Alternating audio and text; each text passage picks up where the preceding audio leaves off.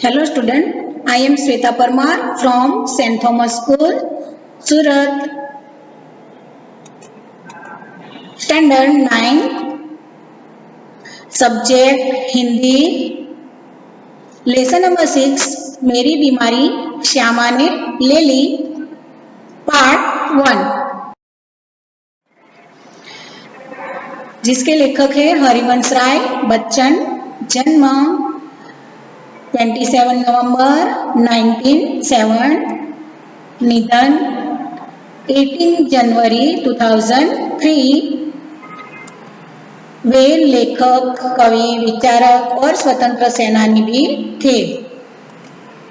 उनकी मधुशाला के लिए पारितोषिक भी दिया गया था। जो उनकी मधुशाला जो काव्य थी उनको लोगों ने बहुत ही पसंद किया था और इनके लिए वो बहुत ही मशहूर भी हुए थे।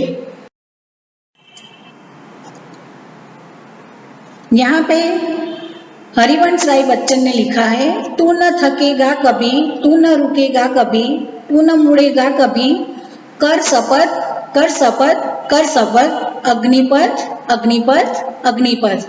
तो यहाँ पे हरिवंश राय बच्चन जो है वो आपको पता होगा कि ये कौन है, जो अमिताभ बच्चन है उनके पिताजी, राइट। तो आपको पता होगा कि ये जो काव्य की पंक्ति है वो अग्निपथ पिक्चर में उन्होंने लिखी थी।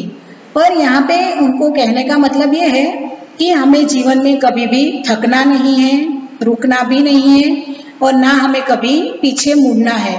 हमेशा हमें जीवन में आगे ही आगे, आगे ही आगे हमें बढ़ना है कि हमारा जो जीवन है वो कैसा है, अग्निपथ यानी कि अग्नि के जैसा है। उन्हें हमें हंस के जीवन में आगे बढ़ना है। तो यहाँ पे जो हमारे हिंदी साहित्य में हरिवंश राय बच्चन का नाम उनकी एकमात्र कृति से ही अमर हो गया। हालांकि विपुल मात्रा में साहित्य सर्जन किया है। छायावादोत्तर काल के कवियों में बच्चन एक विशिष्ट सर्जक रहे हैं। इलाहाबाद विश्वविद्यालय के अंग्रेजी के प्राध्यापक के रूप में, तत्पश्चात दिल्ली में सरकारी सेवा, आकाशवाणी और 2-1 अन्य स्थलों पर आपने सेवाएं दी। भारत के एक विशिष्ट कवि के रूप में राष्ट्रपति जी ने उन्हें राज्यसभा का सदस्य मनोनीत किया था। प्रारंभिक नौकरी पायोनियर प्रेस में की थी। मधुशाला के कवि के रूप में बच्चन जी को इतनी शोहरत मिली कि उनकी मधुशाला का सभा सम्मेलनों, कवि गोष्ठी आदि में होता था। लोग बड़ी संख्या में उमड़ते थे। कैम्ब्रिज यूनिवर्सिटी से जोहन पेटर्स नामक कवि के समग्र वाङ्मय पर अपने पीएचडी की है। केंद्रीय मंत्रालय दिल्ली में आपने हिंदी विशेषज्ञ के रूप में अप्रतिम कार्य किया है। आपको कई पुरस्कार जैसे सोवियत लैंड पुरस्कार, साहित्य अकादमी पुरस्कार और पद्म विभूषण आदि प्राप्त हुए हैं। तीर पर कैसे रुकूं मैं आज, लहरों का निमंत्रण और इस पार प्रिय तुम हो, मधु है उस पार न जाने क्या होगा जैसी काव्य पंक्तियां आज भी लोगों की जबान पर है। तो यहाँ पे जो हरिवंश राय बच्चन है उन्होंने ऐसे ऐसे काव्य लिखे कि लोग उन्हें आज भी याद करते हैं।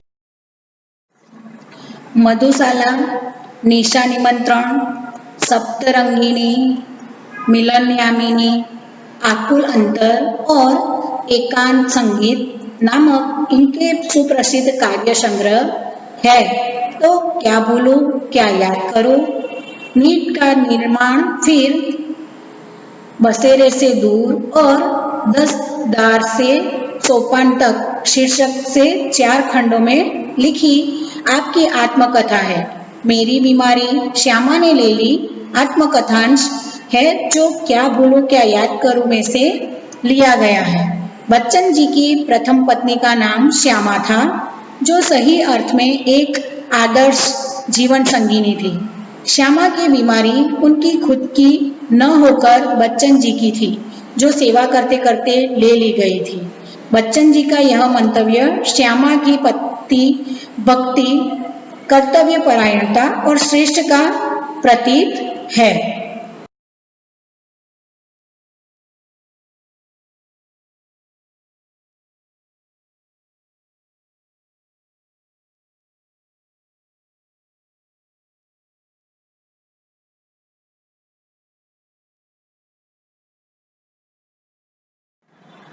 मैं अपनी बीमारी को दोहराने वालों में न था। सच कहूँ तो मैं अपनी बीमारियों के प्रति प्रायः निर्भय था। शायद मैंने गांधी जी के ही लेख में कहीं पढ़ा था कि बीमार होना अपराध है। हमें जो शरीर दिया गया है उसे हम स्वस्थ न रखें तो हम अपराधी तो है ही। मैं इस तर्क को कुछ और आगे ले गया था। तो यहाँ पे बच्चन जी हमें कहते हैं कि भाई मैं अपनी बीमारी के बारे में लोगों से कहता फिरता नहीं था कि बीमार होना, या ये तो हमें कभी शरीर ऐसा हो जाता है कि भाई हम बहुत थक जाते हैं, हमारी तबीयत ठीक नहीं होती और हम बीमार हो जाते हैं। पर बोले मैंने गांधी जी के एक लेख में पढ़ा था, उसमें लिखा था कि हमें जो शरीर दिया गया है उसे हमें स्वस्थ न रखे तो हम अपराधी है। कि भाई हमें जो भगवान ने शरीर दिया है उसे हमें स्वस्थ रखना चाहिए। कैसे? तो हमें एक्सरसाइज करनी चाहिए, अच्छा खाना खाना चाहिए, तो इससे हमारा शरीर भी अच्छा रहेगा। तो बोले लेखक कहते हैं मैं इस तरह को कुछ और आगे ले गया था। अपराधी को दंड देना चाहिए। मुझे जब कभी छोटी मोटी बीमारी होती, जुकाम, बुखार, खांसी, सिर दर्द, तो मैं खाट पर न लेटता और भी अपने से काम लेता। मुझे बड़े बुखार में अपनी रात की ट्यूशनों पर जाने की याद है। बुखार की गर्मी और तेजी में तो मैं और जोर से पढ़ाता। मजदूरी करके रोटी कमाने वालों को बीमार पड़ने का क्या अधिकार है? तो लेखक कहते हैं कि वो तो मैंने पढ़ा था, पर फिर भी मैं क्या करता, अगर मुझे छोटी मोटी बीमारी होती जैसे जुकाम, बुखार, खांसी, सिर दर्द, तो मैं कभी भी लेटता नहीं था। और मैं क्या करता, बड़े बट बुखार में कि बहुत अगर मुझे बुखार होता तो मैं क्या करता, रात की ट्यूशनों पर चले जाने की मुझे याद आती और बुखार की गर्मी में और भी मैं ज़्यादा जोश और अच्छे से काम करता। बोले मैं सोचता था कि मुझे बीमार होने का बिल्कुल भी अधिकार नहीं है और मुझे बीमार तो पड़ना ही नहीं है। ऐसे करके मैं अपने शरीर पे ध्यान नहीं देता था। बीमारी अमीरों की हरमजदगी है। गरीबों को हमें अपने पीछे न लगाना चाहिए। लिखने में तो ऊंचा बुखार मुझे सब तरह से सहायक, प्रेरक और प्रोत्साहक लगता। एक तरह की आग जिससे मेरी अनुभूतियों में ताप आता, जिससे गल पिघल कर मेरा हृदय ढलता। एक तरह की भट्ठी जो मेरे विचार, भाव, कल्पनाओं को उबार देकर उच्छलित करती। तो यहाँ पे लेखक कहते हैं कि भाई बीमारी तो अमीरों की हरमजद्दी, यानी कि उनको ही हक है। हरमजद्दी यानी कि बीमार होना अमीरों का हक है। गरीबों को तो काम करके अपना पेट पालना है, इसलिए उनको बीमार नहीं होना है। ऐसे लेखक सोचते थे कि बोले हम गरीबों को तो बीमार होने का अधिकार ही नहीं है, और इससे वो और भी प्रेरणा लेते। और वो क्या करते, ज़्यादा बहुत बुखार होता या ज़्यादा शरीर तपा होता है तो वो और भी काम करने की चेष्टा करते। तो के भाव, कल्पना, विचार, भाव, कल्पनाओं को उबार देकर उच्छलित करते कि और भी मैं ज़्यादा काम करने की कोशिश करता। उच्छलित करना यानी कि ज़्यादा कोशिश करना। यह तो मैं नहीं कहूँगा कि बुखार में मैं अदबदा कर लिखता था, पर अगर मैं लिखना चाहता था तो बुखार में मेरे लिए कोई बाधा नहीं बन सकता था। हल्के बुखार में तो मेरे सब काम हस्ब मालूम होते रहते थे। कोई मेरा बदन छूकर कभी कहता था कि तुम्हें तो बुखार है, तो मैं पट से जवाब देता था कि हाँ बुखार है और मैं भी हूँ। शायद कीपलिंग ने अपनी आत्मकथा में लिखा है कि कभी कभी उसे बुखार में भी काम करना पड़ता था। तो यहाँ पे लेखक कहते हैं कि अगर कभी मुझे कोई कहता कि तू और कोई उन्हें पकड़ता तो कहता अरे बाप रे आपको इतना ज्यादा बुखार है, तो कहते हाँ मुझे बुखार है और मैं भी यहाँ ही हूँ। तो बोले शायद किपलिंग तो एक हमारे लेखक है, तो उन्होंने अपनी आत्मकथा में लिखा था कि भाई कभी कभी उसे बुखार में भी काम करना पड़ता था, क्योंकि वो भी एक गरीब थे और उन्हें अपना काम करके पेट पालना था, इसलिए वो बुखार होते हुए भी अपना काम जारी रखते थे। और जब वह बुखार में होता था तो और अच्छी कहानियां लिखता था। तो यहाँ पे लेखक कहते हैं कि किपलिंग जो एक अंग्रेज साहित्यकार था, वो क्या करता था, और बीमार जब वो बहुत बीमार होता तो और भी अच्छी कहानियां लिखता था। बुखार में कम लिखने की मुझे याद नहीं, वह कैसा बन पड़ा इसका निर्णय मैं न देना चाहूँगा।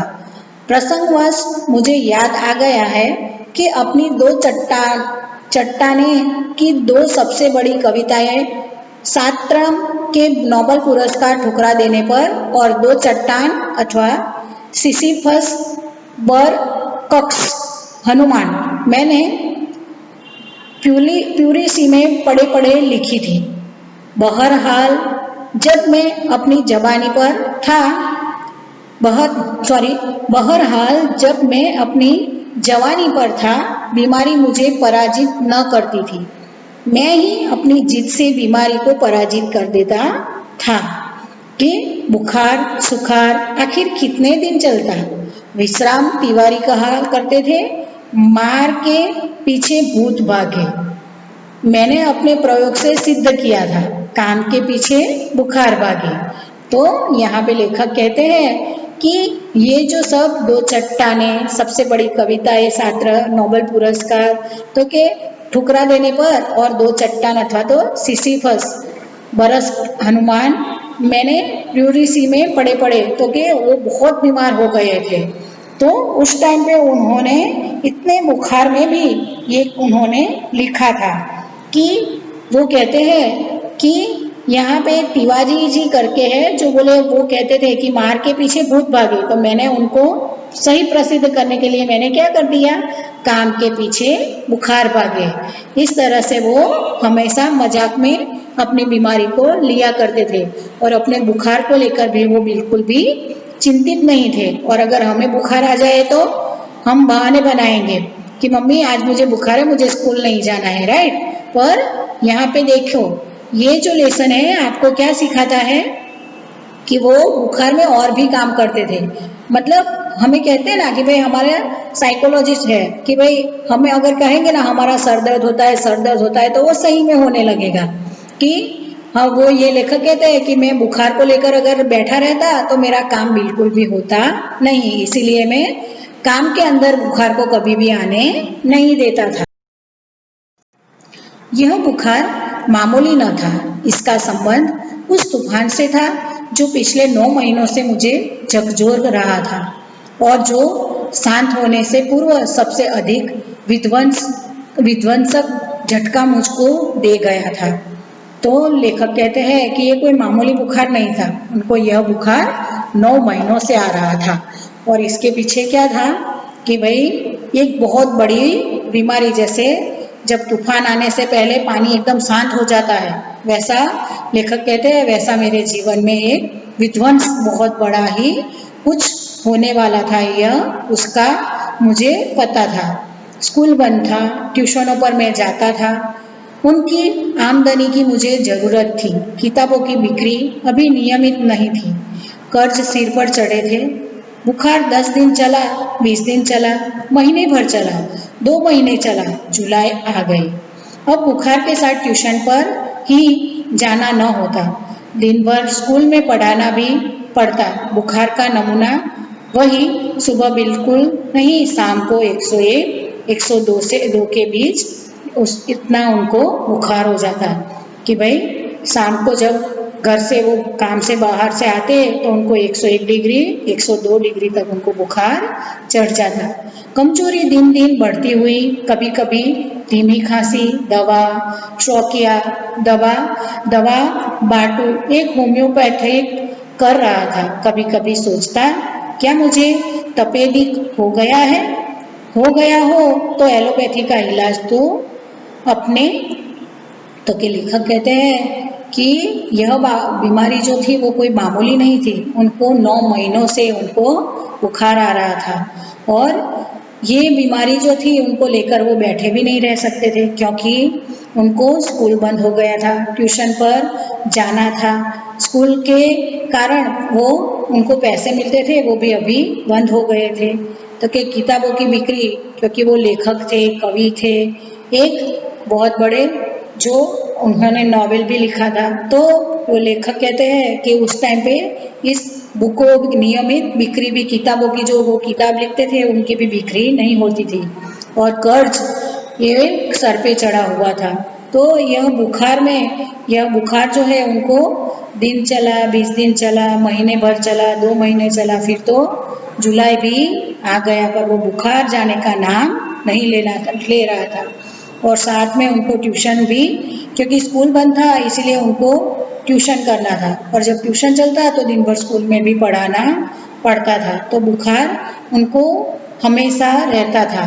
पर लेखक उनके ऊपर ध्यान नहीं देते थे, उनका फीवर इतना बढ़ जाता था कि उनको 101 डिग्री से 102 डिग्री तक बुखार आ जाता था, पर फिर भी वो उनको ध्यान में नहीं लेते थे। और फिर कभी कभी तो उन्हें खांसी की भी दवाइयाँ उनको काम नहीं कर रही थी, वो होम्योपैथिक वाले से दवाई कर रहे थे, पर वो सोचते थे कि मुझे तपेदिक यानी कि वो हमेशा आने वाला बुखार, कि उनको कोई अंदर से कोई बाह्य रोग तो उनको बाह्य नहीं, उनको अंदर से कोई ऐसा तो रोग नहीं हो गया था जिनके कारण उनको बुखार अच्छा ही नहीं हो रहा था, उनको उसकी भी परवाह हो रही थी, पर वो किसी को कहते नहीं थे।